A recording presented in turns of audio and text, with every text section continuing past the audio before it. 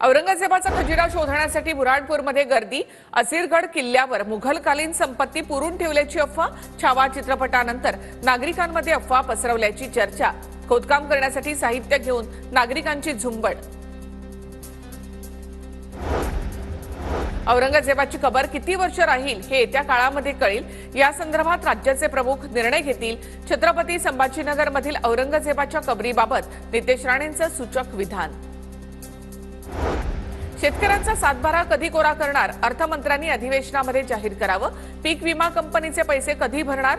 तर शिवभक्त अनुदान कधी देणार? राजू शेट्टींचा सवाल। लाडक्या बहिणींच्या खात्यामध्ये फेब्रुवारीचा हप्ता जमा। मार्चचा हप्ता अर्थसंकल्प मांडल्यानंतर मिळणार। तर 2100 रुपये देण्यावर नियोजन सुरू। उपमुख्यमंत्री शिंदेंची माहिती। बीडमधील मारहाणीच्या आणखी 2 घटना समोर।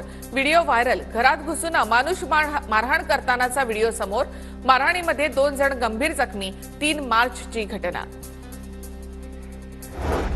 बीड जिल्हा रुग्णालयामध्ये मारहाणीची दुसरी घटना घडल्याची माहिती। सुरक्षा रक्षकांकडून एकाला काठीने मारहाण। 23 फेब्रुवारीची घटना।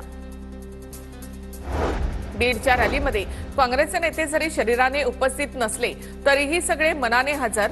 रॅलीमध्ये जनसामान्यांचा मोठा सहभाग। हर्षवर्धन सपकाळ यांची प्रतिक्रिया। सद्भावना रॅली ही उशिरा सुचलेलं शहाणपण। काँग्रेस अजगर। संजय शिरसाटांची टीका। तर मंत्री झाल्यामुळे शिरसाट उत्साहातून वक्तव्य करतायत। हर्षवर्धन सपकाळांचं उत्तर।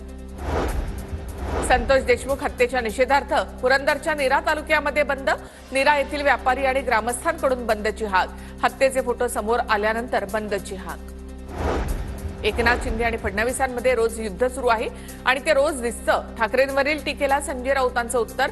फडणवीसांप्रमाणे ठाकरेंनी गैरकारभाराला स्थगिती दिली होती। राऊतांनी करून दिली आठवण। लाडकी बहीण योजना फसवी आहे हे निवडणुकीनंतर दिसलं। संजय राऊतांचा सरकारवर आरोप। महिला मंत्री 2100 रुपये देणं शक्य नाही असं म्हणतात। ही फसवणूकच। राऊतांचा आदिती तटकरे यांच्यावर आरोप। भुजबळांच्या डोक्यात जातीवाद भरला आहे। भुजबळांचं जातीवादाचं स्वप्न कधीच पूर्ण होणार नाही। जरांगे पाटलांची भुजबळांवर टीका।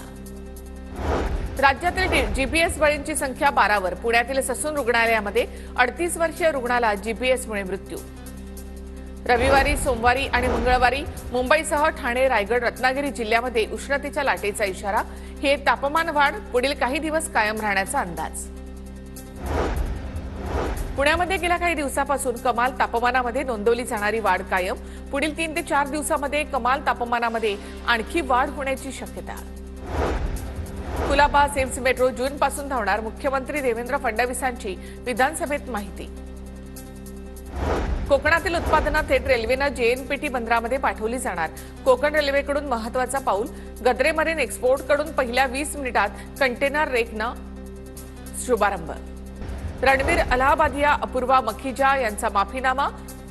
वादग्रस्त विधानाप्रकरणी राष्ट्रीय महिला आयोगाकडे माफीनामा सादर। इंडियाज गॉट लेटंट शोमधील आक्षेपार्ह वक्तव्यामुळे अडचणीत।